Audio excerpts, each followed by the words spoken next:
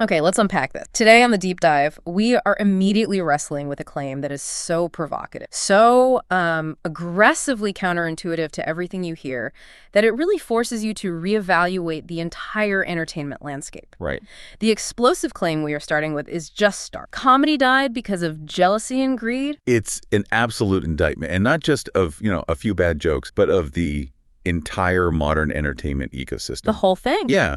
Our source material, which comes from this really detailed video transcript, it's analyzing the whole state of humor right now. Focusing on celebrity interactions, award shows. Exactly. And these new guidelines that have suddenly appeared for what's okay to joke about. And it argues that this decline, this profound decline in joke telling, it's not an accident. It's not just evolution. No. It is, and this is the core of it, a direct and intentional result of malicious self-interest, of calculated sabotage. That's right.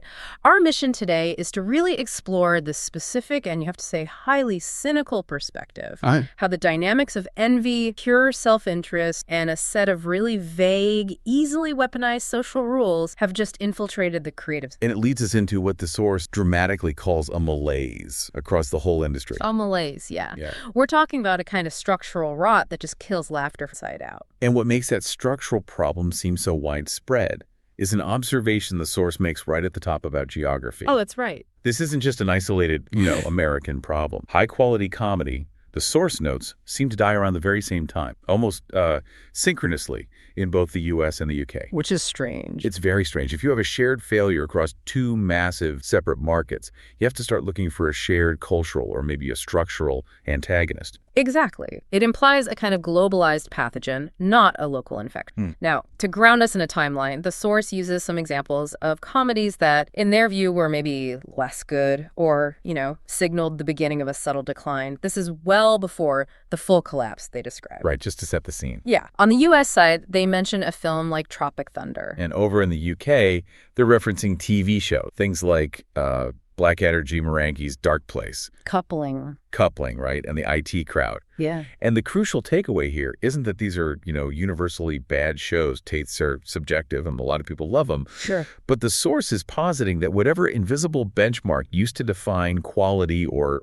edge had already begun to shift downward. It was paving the way for the ultimate, more serious decline that was driven by fear and censorship. But here's where we hit the absolute core of the argument and where it gets really, really interesting. The conflict isn't framed as an old-fashioned political debate, liberal versus conservative, or even just a clash of generations. No, it's more fundamental. It argues that the death of comedy is a direct, almost inevitable result of jealous, envious, spiteful people who just lack the talent to compete honestly. So what's their strategy? To regulate. To regulate what can and can't be said, to control the stage. And crucially, the source insists that these attempts at control are invariably driven by pure, naked self-interest. And then just dressed up as virtue. Exactly. This idea that virtue signaling is a mask for professional inadequacy and envy, that's the lens through which we have to view every single detail that follows. And that distinction, the competence versus compliance argument, that's the foundation of the entire critique. What do you mean? It suggests that if you can't be the funniest,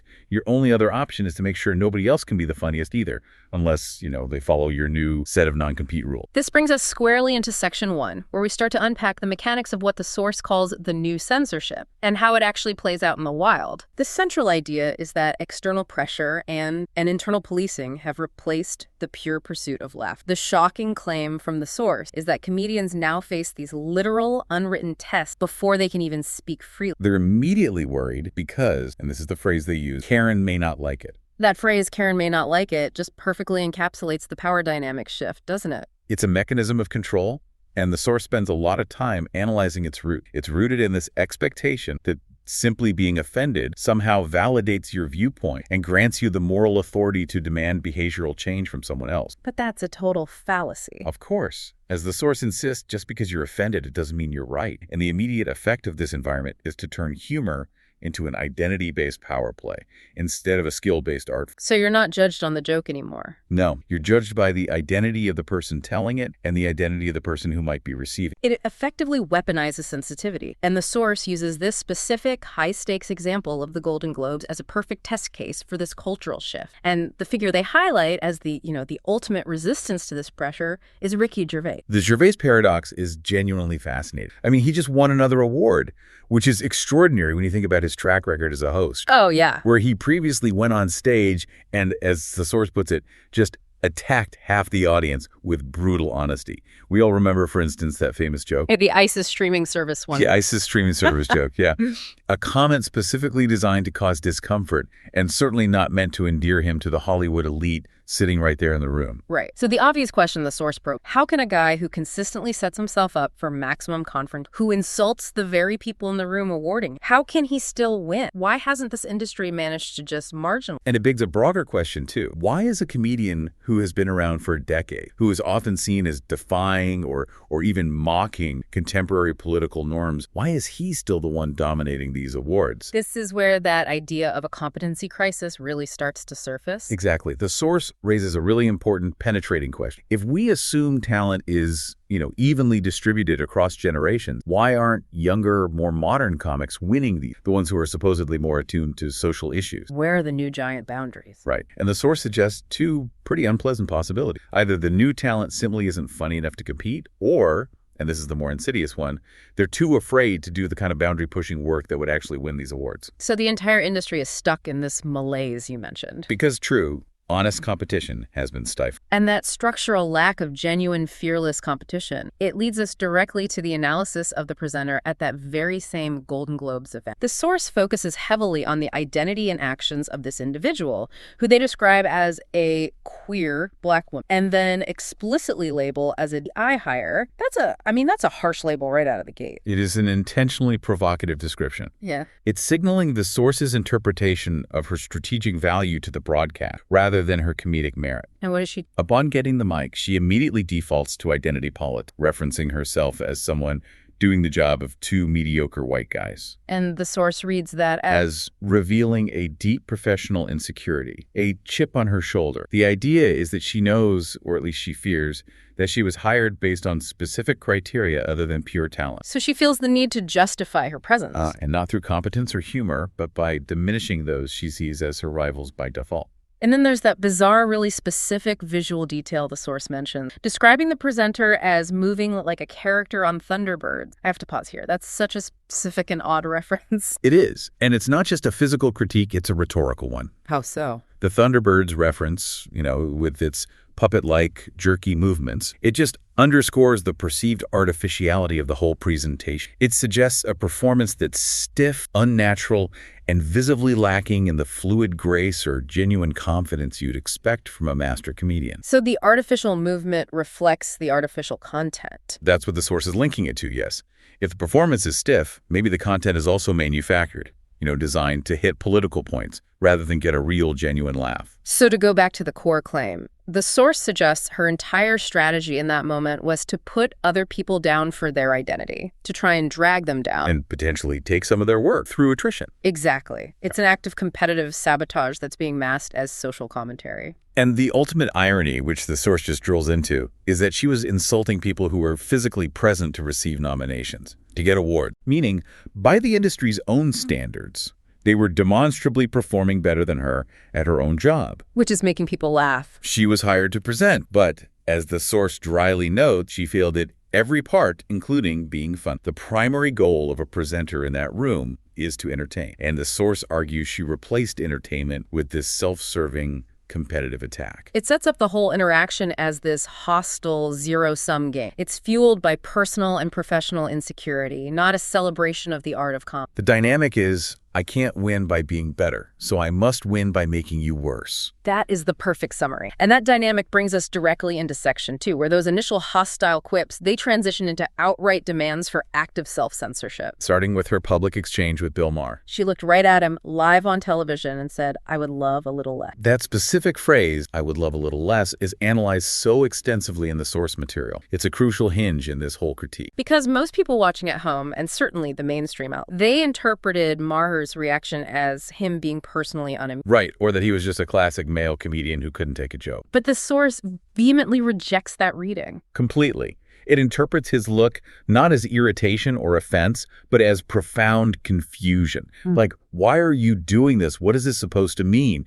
This came out of nowhere. And crucially, It wasn't funny. It was just a non sequitur public confrontation. That broke the established social contract of the evening, yeah. So the source argues this isn't an aesthetic critique of his humor. It's a direct political and professional demand disguised as an off-the-cuff. Absolutely. The source's interpretation is brutally blunt. When she says, "I would love a little less," she's essentially saying to one of the biggest names in political comedy, do less work. Censor yourself. Shut up. And the motivation is purely strategic. Why should Mars censor himself? To create an artificial space for less talented people and more incompetent people, like the presenter herself, to thrive without having to face real competition. So the logic presented by the source is this. If you're competing with an established comedic heavyweight like Bill Maher, and you clearly lose in a competition of wit, your only honorable solution should be to improve your wit. Not demand that he lowers his professional standards to your level. Exactly. If you can't beat Bill Maher in a competition of humor, the source argues, you fundamentally shouldn't be a comedian, let alone presenting an award that. The demand isn't for better comedy, it's for strategically easier competition. And this self-interest becomes even clearer when we look at her contrasting, almost dualistic approach to... Oh, she definitely had a bifurcated strategy. She was far more kind, almost saccharine, toward people she saw as being in her preferred identity groups. Saying things like, Kevin, you know I love you. Exactly. She used warmth for those she felt an affinity with. But then she gets to Gervais, and the tone just shifts completely. She says, "Ricky Gervais, I love you for not being." The source interprets this as sheer professional frustration boiling over. Why? Because he's actually funny, and he keeps winning, despite her palpable dislike for what he's saying. She wants him to stop making jokes about the specific,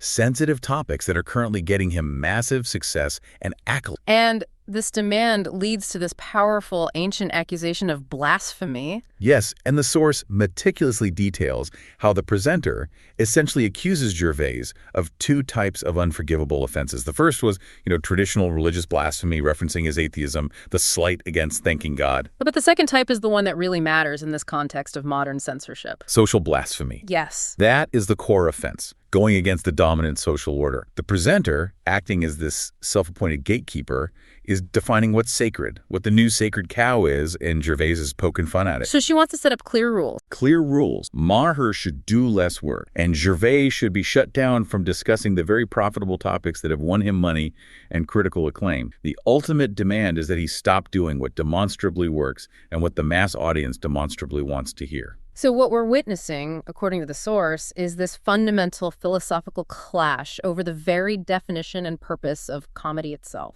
Absolutely. One side, represented by the presenter, is saying, stop doing what works because I disapprove of the truth. And the other side, exemplified by Gervais, is driven by this unyielding commitment to honesty and truth, no matter the consequence. And that takes us perfectly into section 3. What is the true necessary function of comedy, and how does it contrast with the fantasy of what the source calls woke comedy? The central, unwavering philosophical belief that underpins this entire critique of modern stated, so comedy is only funny because it's true. If a joke is rooted in a lie or in a fantasy, it's fundamentally not funny. The source says that great comedians always wanted to be honest, I always wanted, and that truthfulness is the single most important ingredient. It's the energy source of laughter. And this truth serves a profound psychological and social purpose that goes way beyond simple entertainment. Gervais himself, as cited in the source, observes that the primary point of jokes is to create a mechanism for coping. Right, to deal with things. They allow us to laugh at the most terrible, horrific, or stressful things in the world and deal with otherwise unbearable situations. Humor is distance. Distance is survivability. And beyond just individual coping, the source dives really deeply into the sociological and even evolutionary. It suggests it's an essential social signal, especially in high-stakes environments. The first theory presented is about testing stability, often in male social dynamics. How does that work? Comedy is framed as a low-stakes way of testing the men around you to make sure they're stable and sturdy enough to go into battle with you. Basically, if you can't handle a joke, you can't handle real pressure. And the source notes that the key test of a genuine friendship is whether you have to apologize to your friends for a joke that might be a bit edgy. Exactly. If you take immediate offense or, run home to cry, you demonstrate instability. And therefore, you can't be trusted when things genuinely get tough. That's a fascinating, almost primal way of looking at it. It's like a social risk assessment disguised as a ribbing. You get it. But the second theory goes even deeper, relating laughter to diffusing mental violence. Laughter is described as a reflexive social signal that evolved to prevent physical conflict. So it's a communication tool. An instant one. Yeah. That signal communicates, I know this verbal assault, this stressor, this potential attack has happened. I see the tension, but I'm fine with it, and I'm not going to punch you in the face right now. It's an automatic, nonverbal affirmation that the tension has been seen, processed, and released without escalating. It creates immediate social bonding and safety. To explain this reflexive primal mechanism, the source uses a truly fascinating analogy, the tickling reflex. We all know that awful, involuntary urge to laugh when we're tickled, even if we hate it. Right. And the source theorizes that we laugh when we're tickled because it's a reflexive biological acknowledgement of a violent assault, a sudden, unexpected touch. But by laughing, we instantly signal to the attacker that we are not going to defend myself. So it's an evolved related to stress reduction and social de-escalation, a sort of vestige of primate social grooming ritual. The laughter is the peace offering. And linking this back to the social realm, the source suggests that if a man isn't making those dodgy jokes, if he's constantly polite and overly cautious, he's probably not your friend because he hasn't successfully established that necessary level of mutual trust and mutual recognition of potentially stressful or forbidden truth. The ability to laugh at the same thing is the ability to share a secret. That's it. So, if true comedy is based on that undeniable shared truth, how does the alternative, what the source calls woke, how does that contrast? Well, it fails fundamentally because it's based on believing what you're supposed to believe, the prescribed social narrative, which the source defines outright as a fantasy. So it goes against what we can observe. It completely goes against observable truth, against common sense, and against what everyone secretly or openly knows to be true about human nature and society. You're forced to pretend you like it, pretend you agree with it, and because of that, it can never be genuinely funny. It lacks the essential element of truth. So the moment you ban true topics, you don't erase them. You make them even funnier. Yeah. Because the forbidden, unspoken truth gains tremendous power through the act of censorship. The tension becomes irresistible. Absolutely. And this is precisely why, according to the source, the dominant social order, the gatekeepers trying to enforce compliance, despises comedy so much. It is their kryptonite. Laughter is a physiological reflex. It's not a conscious, filtered, politically correct action. The moment a person laughs, their body instantly acknowledges that the joke was true, regardless of what they might purport to believe. Or what social consensus they feel they have to uphold. That unfiltered, reflexive truth is what they're trying to silence. That's a profound idea, the body betraying the ideology. And the source claims that the forces trying to enforce this ideological fantasy are, in their words, low-talent, low-IQ individuals who rely on specific manipulative tactic to get a competitive advantage. Which brings us directly to Section 4. A detailed analysis of the new rules of engagement. The overarching strategic goal here is silence, censor, sabotage. Right. These self-interested predators, as the source calls them, they exploit the good morals of ethical, talented people. They make those people feel professionally and morally awful for daring to ask questions or push any boundary. They want other comedians to compete with. What did the source say waits on them in the straight? Yes. And the most formalized, explicit example of this tactical sabotage comes from the 3-part self-censorship test proposed by the comedian Rosie Jones. The source spares no detail in describing her as an expert in filling out those checkboxes. And they pointedly highlight her suggestion to tell a joke response. The source treats that phrase, joke responsibly, as just inherently absurd. It's like putting a warning label. But Ms. Jones provided 3 specific criteria, 3 filters, that a comedian must put their material through before they say it. It's effectively setting up a meticulously tailored straitjacket for creativity, designed to choke out inconvenient truth. Okay, let's break down the first test. Who are you? This test focuses entirely on lived experience. And the source immediately flags the intense narcissism inherent in that starting, the immediate shift to internal self-focus. It's all about me and my specific individual. And the critique here is just relentless. Firstly, it's logically because it implies that the rule maker is the only person the rule applied. If you're only allowed to joke about your own lived experience, she couldn't comment on or critique Gervais or Jimmy Carr, who are vastly removed from her life circle. The source highlights the logical absurdity with a brilliant question. Are you only permitted to mock Donald Trump if you've been the president of the United States? That highlights the hypocrisy perfectly. If the rule isn't universal, it's not a rule, it's a weapon. Exactly. The source suggests this rule implies an inability to abstract, understand any other thing in the universe, can't virtualize somebody else's perspective. A talented artist should be able to imagine, to empathize, to comment on experiences outside their own. So limiting this ability means limiting the art to a narrow, self-referential bubble. Okay, moving on. We come to the second test. What is your intention? Are you punching up or punching down? The source observes observes immediately that this rule is incredibly convenient, purely by chance, of course, because the rulemaker, Jones, is positioned at the bottom of the supposed privilege hierarchy, which automatically grants her moral permission to criticize everyone above her. This positioning is key. It constructs a one-way street of permitted offense. Those perceived as being at the top, established, successful, maybe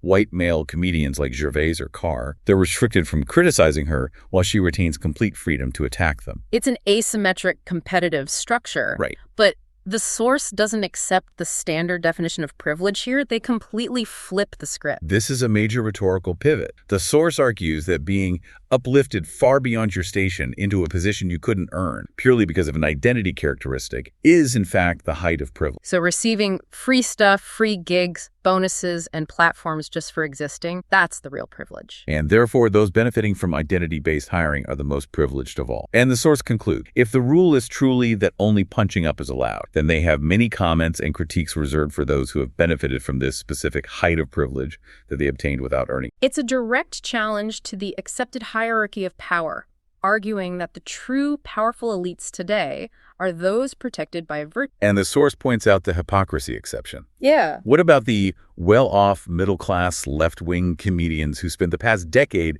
making fun of working-class Brexit voters or rednecks? Those are clearly examples of punching down by the traditional definition, yet they were widely celebrated. Which demonstrates conclusively, according to the source, that these rules aren't universal moral standards. They're flexible, tactical mechanisms designed specifically to protect certain political affiliations and professional self-interest. Cunningly disguised as rigorous moral frameworks, the rule bends when it needs to protect the desired side. Exactly. Finally, we reach test 3. Why are you telling the joke? Are you opening a conversation to make people think differently, or are you simply saying it to be controversial? The source finds this premise inherently flawed and contradictory, because asking a question designed to make people think differently immediately implies being controversial. It necessitates challenging the current social consensus. If you ask a question about what everyone already agrees with, that's not controversial at all. That's just affirmation. And what does the source provide as the gold standard of not controversial? American Saturday Night TV. Right. That's the critical contrast. That kind of widely broadcast entertainment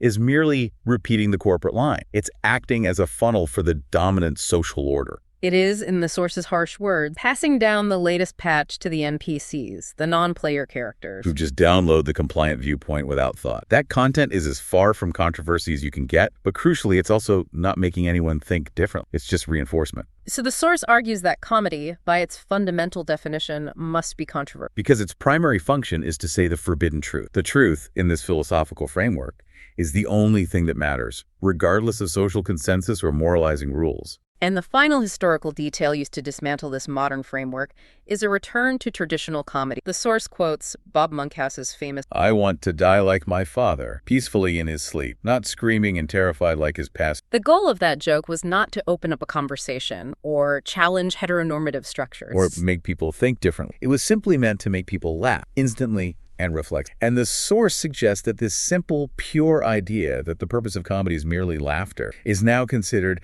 a hideously outdated and dangerous concept by the new gatekeeper. The idea that someone might laugh reflexively, acknowledging a truth they're otherwise trying to suppress, is what terrifies the compliant class. What's fascinating about this complex system of rules, especially the 3 tests, is how effectively they feed into the psychology of fear, which is the focus of Section 5. The source describes this entire campaign as the new second-generation DEI. Yes, this is a crucial conceptual jump. What does that mean?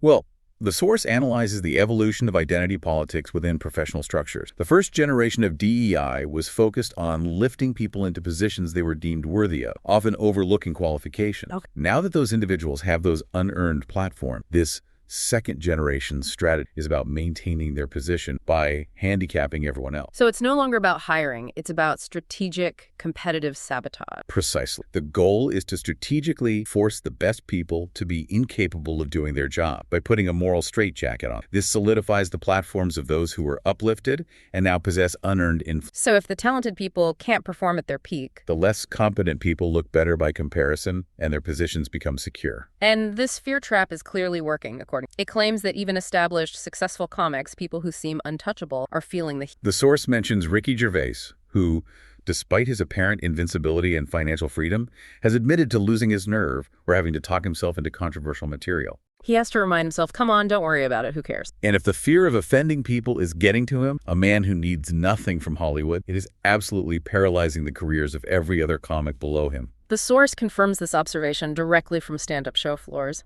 They note seeing comics tensing up over certain jokes and visibly weighing the attitude of the audience. Right, before proceeding with material that might be perceived as risky, that moment of hesitation, that visible self-censorship, that's the mechanism of control working perfectly. And the key factor determining who can resist this systemic pressure is independence. If you have independence, you have power. The source sharply contrasts Gervais's position, being creatively free because he doesn't work for anyone and has diligently structured his career to have no job to lose, with someone who, for example, is dependent on the BBC. Or a Netflix development. Right. If you have a job to lose, if you rely on the gatekeepers for your income, that is exactly how they get you with the self-censorship. This dependency leads us to the most insidious effective tactic outlined by the source, the use of vague, ever-shifting rules, which they describe as planting landmines. Explain the mechanism of the landmine strategy. Why is vagueness so powerful? The rules are deliberately vague so that nobody knows precisely where the boundary is drawn or where they stand.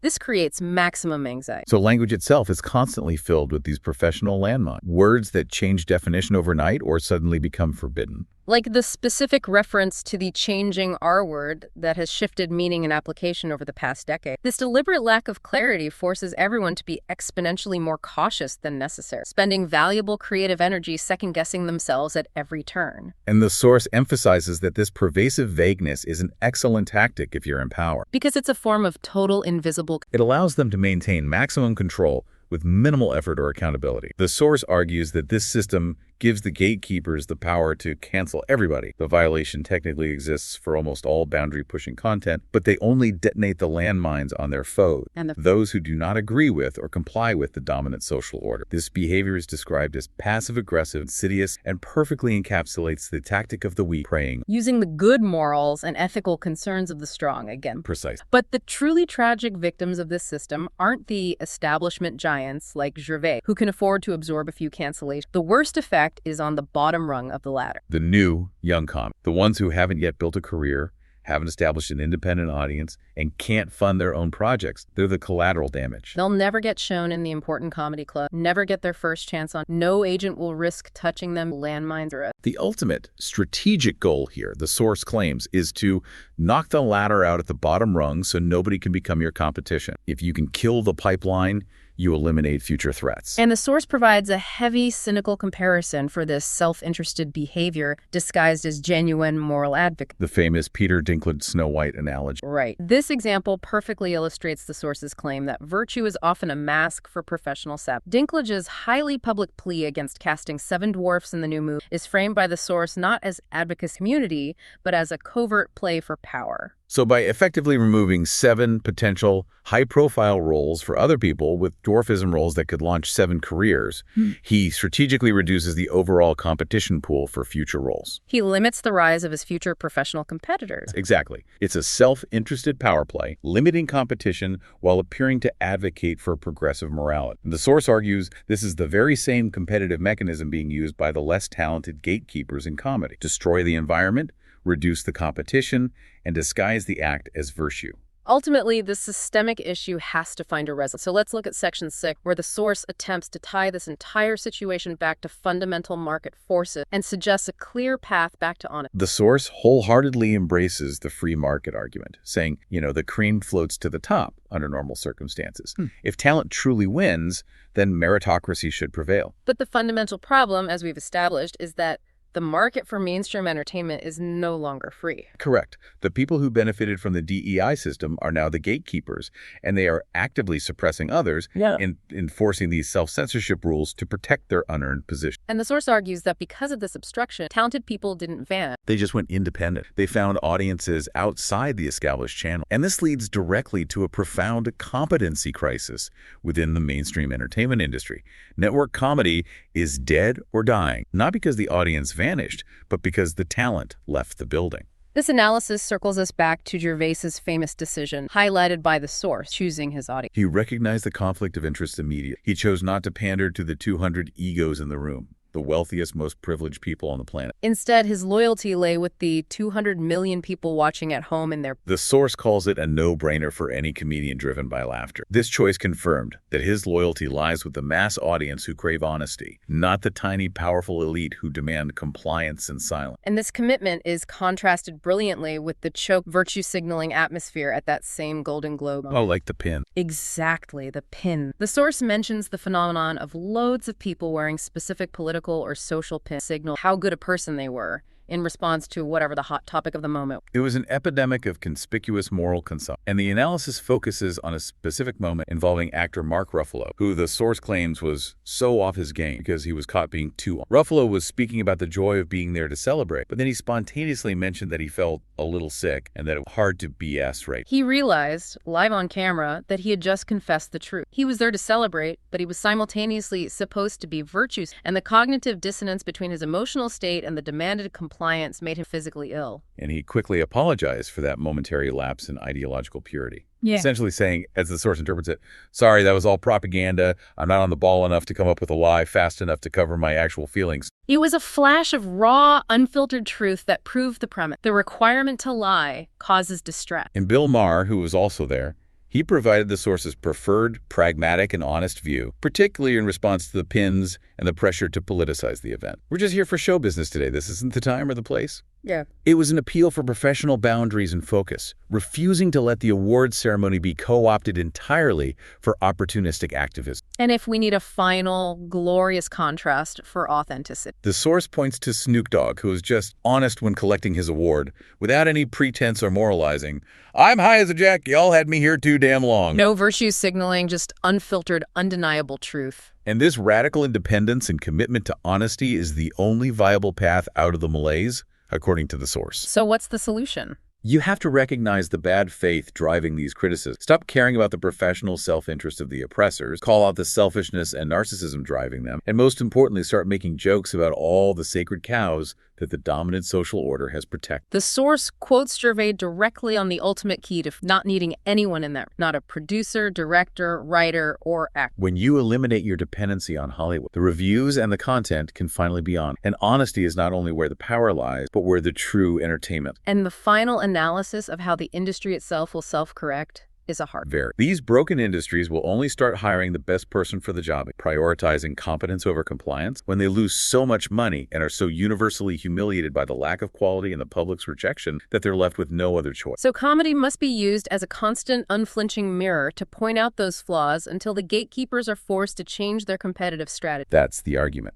So, what does this aggressive deep dive into the state of humor? We've analyzed the specific and utterly cynical argument that the primary driver of the decline of comedy is not noble social progress, but naked, calculated jealousy. And this competitive greed is, according to the sources, actively destroying the creative environment for new comics through enforced self-censorship, the planting of vague rules designed as professional landmarks, and the intentional cultivation of fear among the strong by the weak. The argument is that those who could not possibly compete with the best instead chose to strategically ruin the environment for everyone else just to stabilize their own positions. And the ultimate irony we're left with is truly staggering. We are living in, as the source describes it, one of the craziest, wackiest times in recent history. An era where people will lie to your face and tell you things that they know themselves aren't true. Where cognitive dissonance runs rampant. This era of widespread confusion and professionalized lies should be the most fertile time in history for thrive. Yet, at this very moment, when the need for truthful, boundary-pushing humor is at its absolute peak, the established gatekeepers decided that comedians weren't allowed to comment on any of the crucial topics at hand. The truth is screaming to be told, but the microphone has been systematically handed to those who prioritize fantasy and social compliance over genuine,